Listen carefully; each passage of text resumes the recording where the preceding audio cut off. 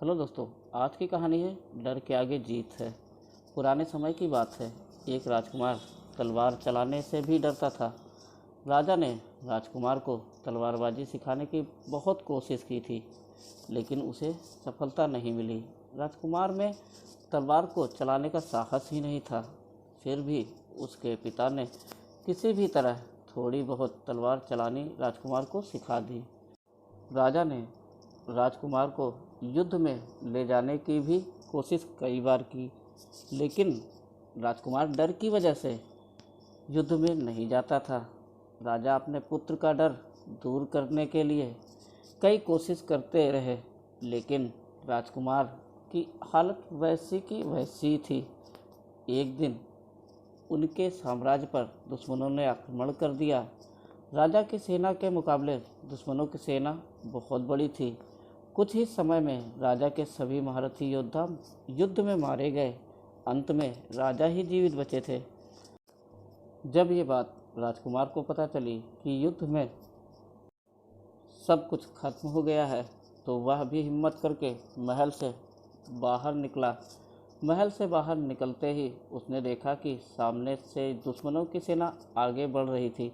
ये देखकर राजकुमार डर गया। राजकुमार महल की तरफ भागने के लिए पीछे पलटा। पीछे पलटते ही उसने देखा कि पीछे भी दुश्मनों की सेना ने उसके पिता को बंदी बना लिया है।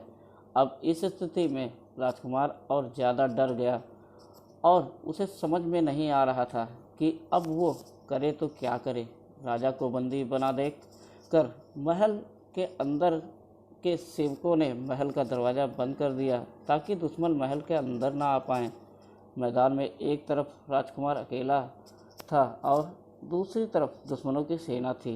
राजकुमार के पास इन परिस्थिति में सिर्फ दो ही विकल्प थे। पहला विकल्प ये था कि वे समर्पण कर दे और दूसरा विकल्प ये था कि वह तलवार उठाकर दुश्मनों का सामना करे।